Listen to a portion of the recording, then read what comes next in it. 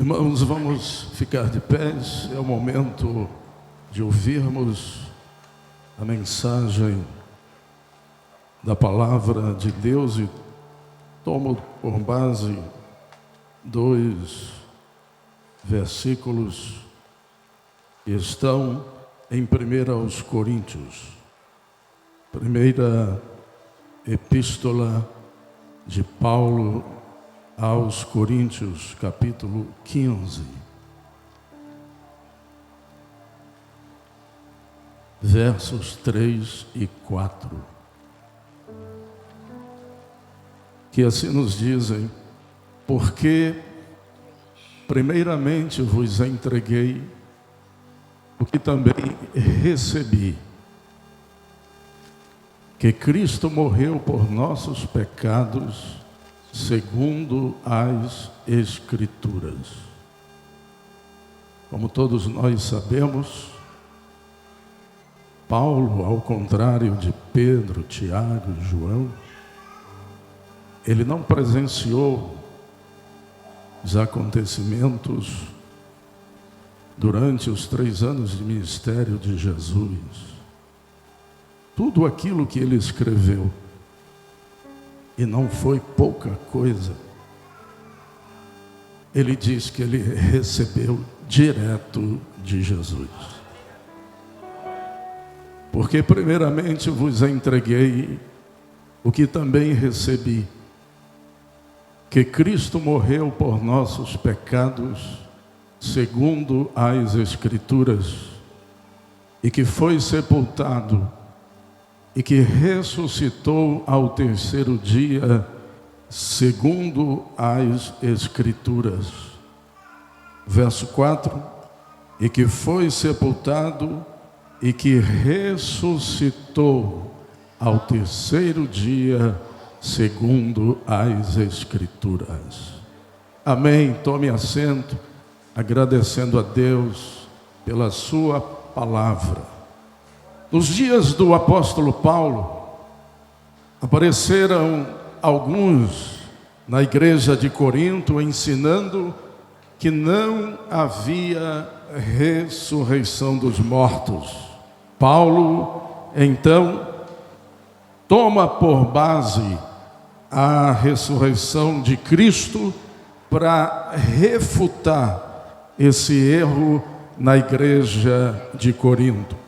E na passagem que trata da ressurreição de Cristo, aqui em 1 aos Coríntios, capítulo 15, Paulo explica, ele, ao discorrer durante todo o capítulo, ele explica o que seria na hipótese de não haver ressurreição dos mortos. O que seria se não houvesse ressurreição dos mortos? Se não houvesse ressurreição dos mortos, então, primeiro, Cristo não teria ressuscitado. A gente lê isso em 1 Coríntios 15, 12, 13. Coloque lá, Caleb. 1 Coríntios 15, 12, 13. Paulo escreve assim: ora, vamos dizer todos, ora, se prega que Cristo ressuscitou dos mortos, como dizem alguns dentre vós, que não há ressurreição de mortos, verso 13, e se não há ressurreição de mortos, também Cristo não ressuscitou. Se Cristo não tivesse ressuscitado dos mortos, não é somente o calendário que seria muito diferente, as nossas vidas seriam eternamente afetadas. Mas Paulo, então, escreve esta epístola para, dentre outras exortações, reafirmar a doutrina referente ao fato histórico da ressurreição de Cristo, que foi visto ressuscitado pelos apóstolos e por mais de 500 pessoas, das quais a maioria, segundo Paulo escreveu em 1 Coríntios 15:6, a maioria ainda estava viva quando esta carta foi escrita. Ele ressuscitou num corpo diferente, na sua essência, diferente do nosso corpo natural. Um novo corpo na sua aparência material, mas ao mesmo tempo imaterial, em que ele tanto comia, bebia, podia ser tocado, como também podia ficar invisível, entrar e sair de recintos fechados. Não era um fantasma, não era produto da imaginação de quem testemunhou, mas era o Cristo vivo, que venceu a morte e ressuscitou num corpo glorificado. Paulo continua o capítulo 15. Se não houvesse ressurreição dos mortos, então, em segundo lugar, a pregação do evangelho seria vã, seria inútil, não serviria para nada. E nós lemos isto em 1 Coríntios 15:14. Vamos lá, 1 Coríntios 15:14. Todos.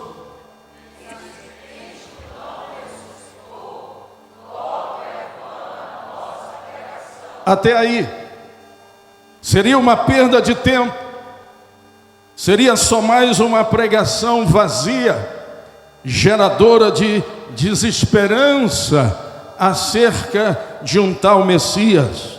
Mas o Evangelho e a pregação do Evangelho nunca foi coisa vã ou vazia ou inútil na vida dos apóstolos e dos primitivos cristãos que sabiam em quem tinham crido. E por causa disso, a Bíblia diz, a história da igreja diz, eles foram capazes até de morrer, uns degolados, outros crucificados de cabeça para baixo, morrer em caldeirões de óleo fervendo, devorados por leões no Coliseu romano, tudo pela fé no Cristo ressuscitado.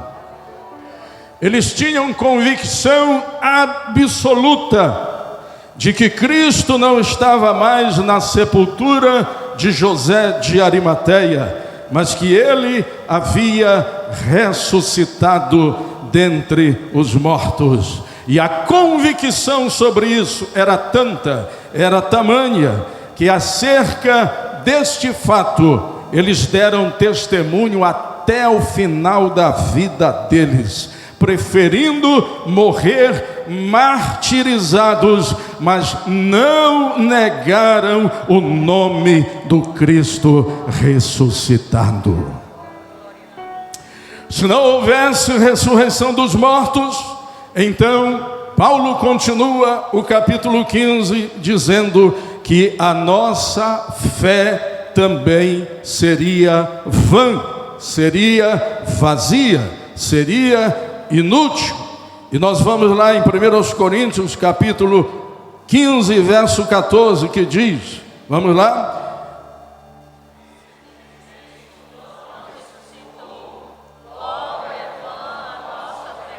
E também,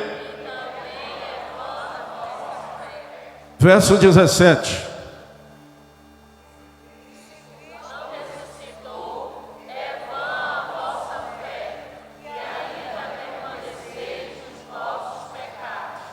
A fé vazia é a fé num Deus morto, como os deuses descritos pelo salmista lá no Salmo 115, deuses fabricados, deuses de prata, de ouro, obra das mãos dos homens, tem boca, mas não falam, tem olhos, mas não veem, tem ouvidos, mas não ouvem, tem narizes, mas não cheiram, tem mãos, mas não há sensibilidade nelas, tem pés, mas não andam, nem som algum sai da sua garganta.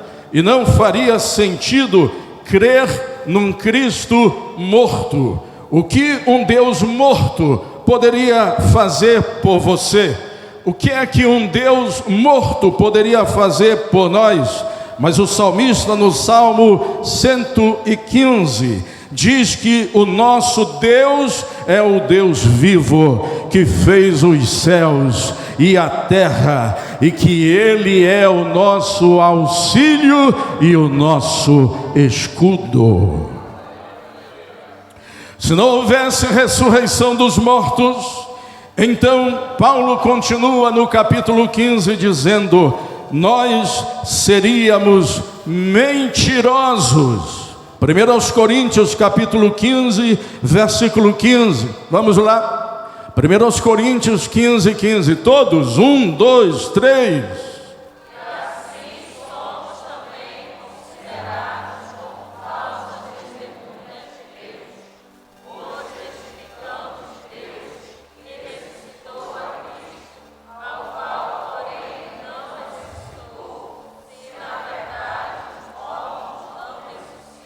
Pior do que nos enganarmos a nós mesmos seria enganar a outros. Estaríamos dando esperança falsa de que um dia as pessoas voltariam a ver os seus entes queridos, quando na realidade, caso não houvesse ressurreição, nunca mais os encontrariam. Estaríamos incorrendo em uma conduta má, em uma conduta cruel, de enganadores, de mentirosos, porque sem ressurreição não haveria mais nenhuma esperança. Paulo continua a epístola, o capítulo 15, dizendo que se não houvesse ressurreição dos mortos, então a quinta consequência, nós permaneceríamos nos nossos pecados, nós permaneceríamos condenados. É o que está lá no verso 17 do capítulo 15 de 1 Coríntios. 1 Coríntios 15, 17. Todos vamos?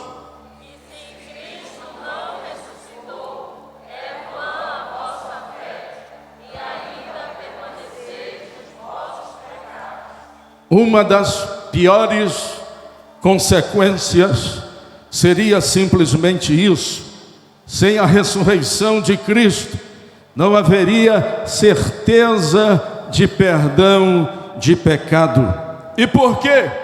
Porque Cristo morreu pelos nossos pecados, somos salvos pelo sangue de seu sacrifício expiatório derramado na cruz.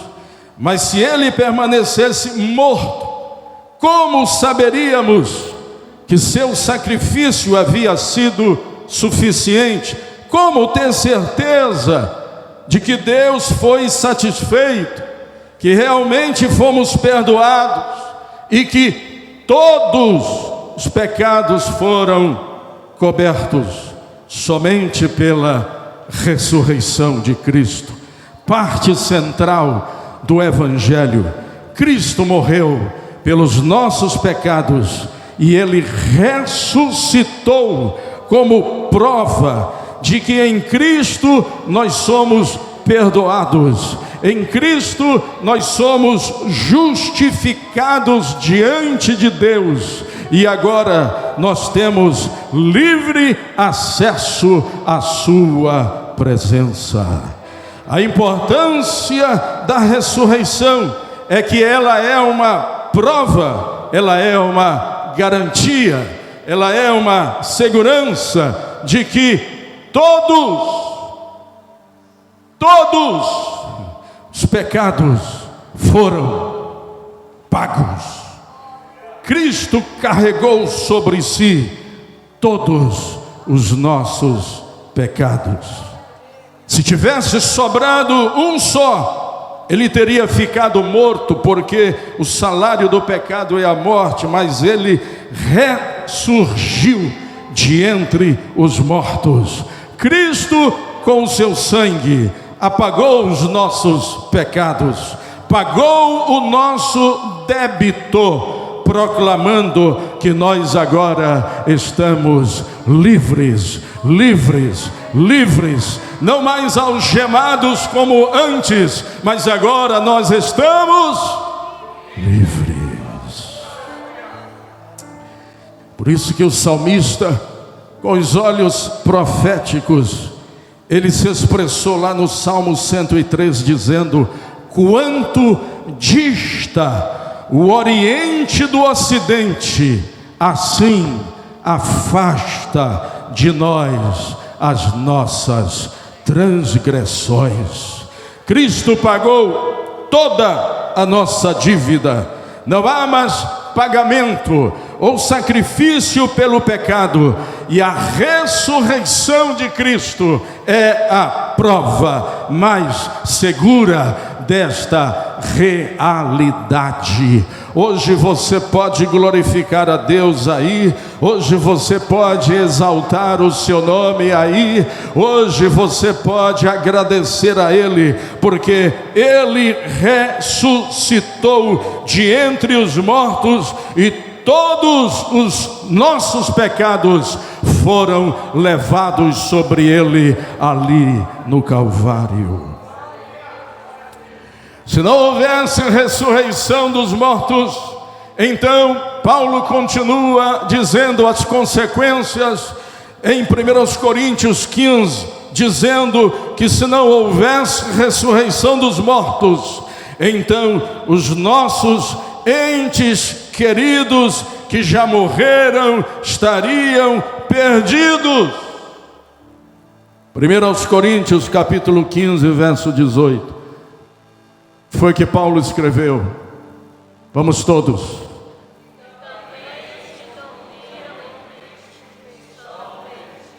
Se Cristo não tivesse ressuscitado, quando esta vida terminasse, só nos restaria o castigo eterno por causa dos nossos pecados.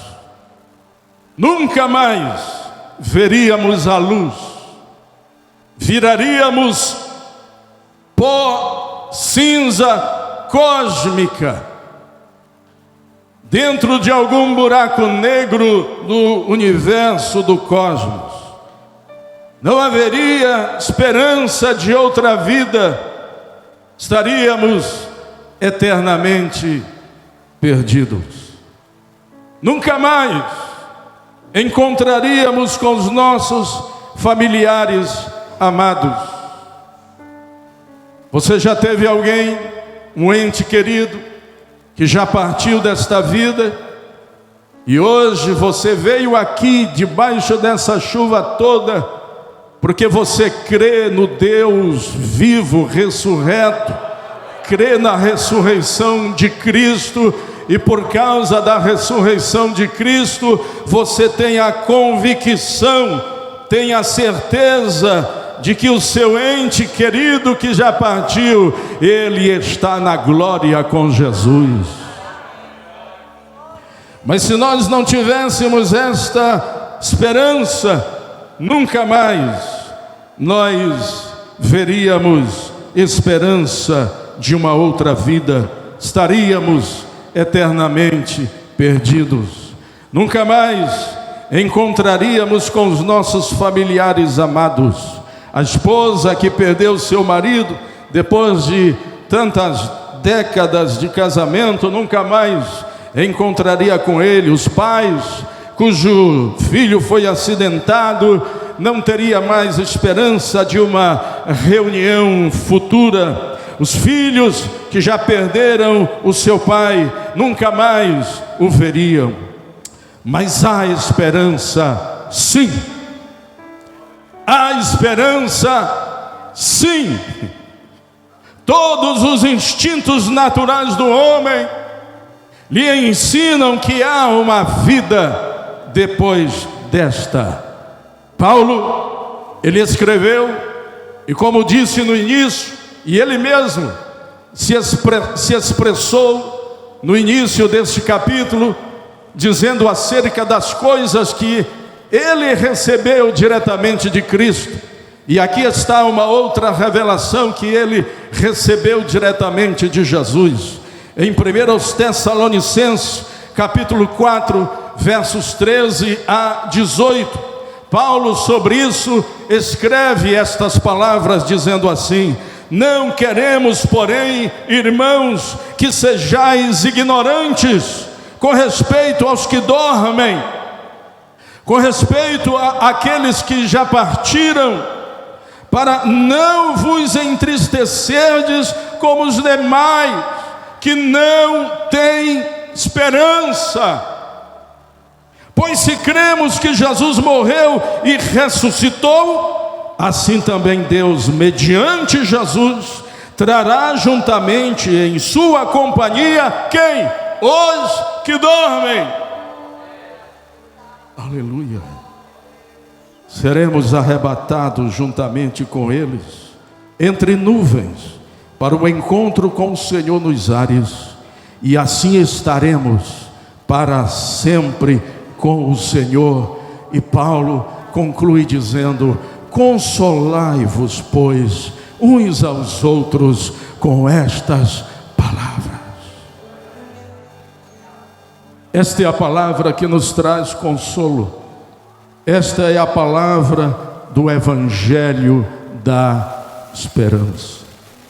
E Paulo continua dissertando no capítulo 15 de 1 Coríntios: se não houvesse ressurreição dos mortos, então estaríamos vivendo como tolos no mundo. 1 Coríntios 15, 19. Vamos ver o que Paulo escreve aqui. 1 Coríntios 15, 19. Vamos dizer todos?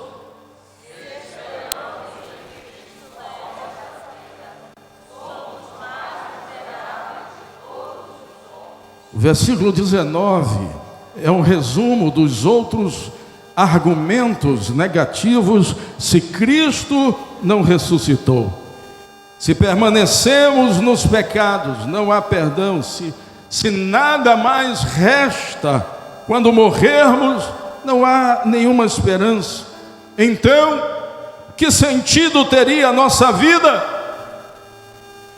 Se não houvesse ressurreição, por que continuar? Qual o propósito? Qual o significado? Se nada tem valor permanente, se tudo é eternamente finito, se a vida não tem um propósito eterno, qual a importância do senso de honestidade? Se a vida não tem um propósito, qual a importância da prática do bem? Se a vida não tem um propósito, qual a importância da prática da justiça? Qual a importância da solidariedade, do altruísmo? Se após esta vida tudo terá se acabado e nada será lembrado.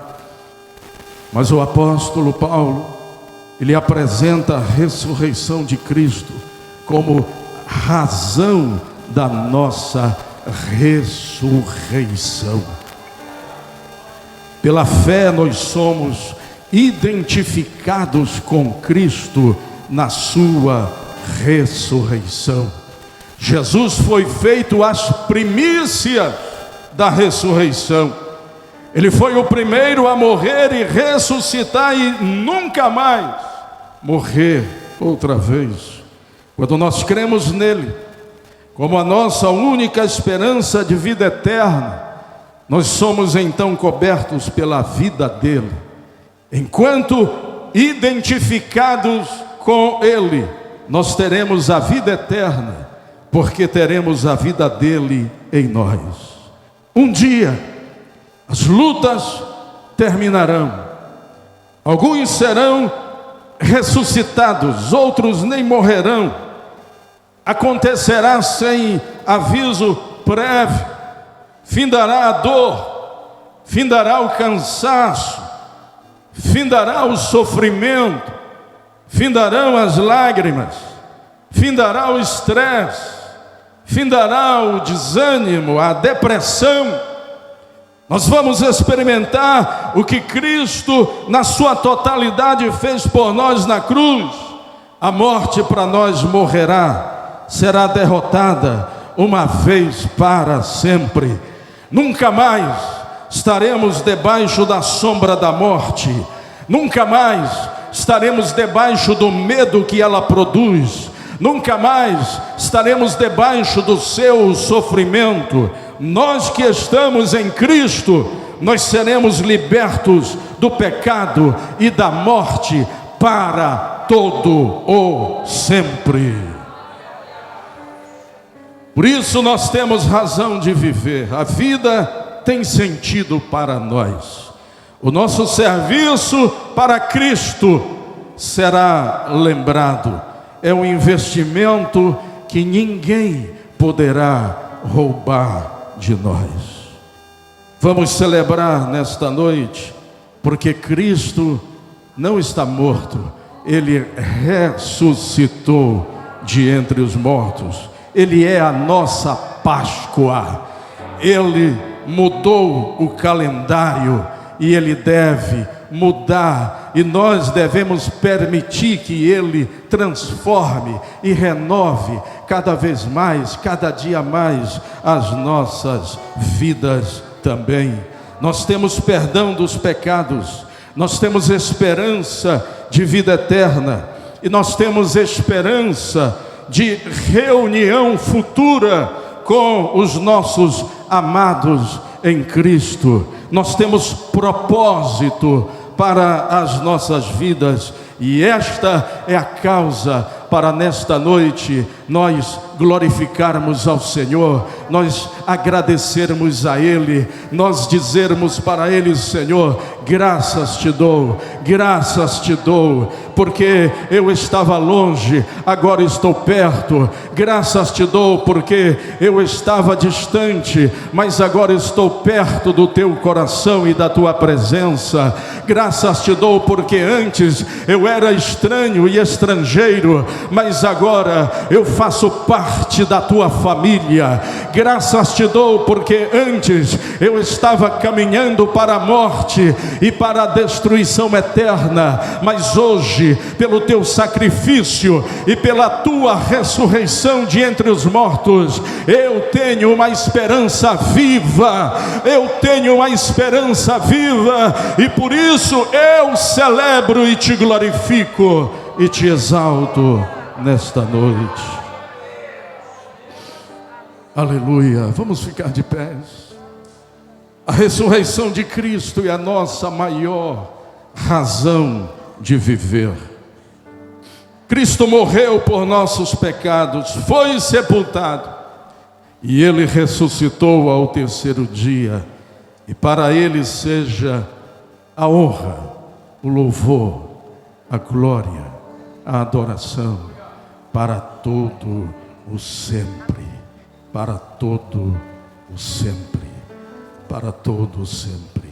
Nós estamos aqui nesta noite de domingo para, diante de tudo aquilo que Ele fez por nós, termos a oportunidade de, especialmente hoje, lembrarmos daquilo que Ele realizou em nosso favor, através dos elementos simbólicos da ceia, o pão e o vinho.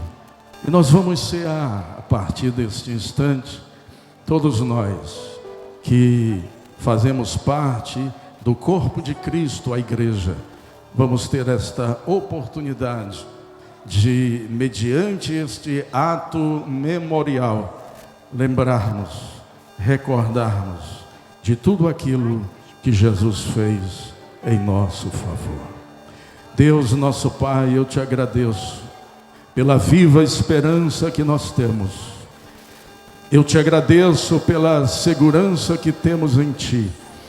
Eu te agradeço pela convicção que nos traz a Tua palavra, de que Tu és o Deus vivo, Tu és o Cristo vivo, que venceste os grilhões da morte e estás vivo para todo sempre, poderoso, extraordinário, presente aqui com o Teu povo nesta noite, neste instante, nestes momentos de comunhão que estamos tendo uns com os outros e de comunhão contigo, Pai, neste ato memorial que é a celebração da ceia do Senhor, através dos elementos simbólicos, o pão que simboliza o teu corpo, o vinho que simboliza o teu sangue, o teu corpo que foi moído, o teu sangue que foi derramado até a última gota, para que hoje nós pudéssemos estar aqui perdoados, libertos, livres, Senhor, com o nosso nome escrito no livro da vida lá no céu, com nosso coração cheio de paz e cheio de esperança, ó Deus, que nos traz a Tua palavra e o Teu Evangelho. Que nesta noite todos possam, ó Deus, tomar um cálice de bênção sobre a sua vida, e que, Senhor, a cada instante do nosso viver, possamos nos aproximar mais de Ti e nos colocarmos diante de Ti, para sermos, Senhor, usados por Ti como instrumentos para o Teu louvor e para a Tua glória. Eu te peço e te agradeço, em nome de Jesus. Amém. Amém.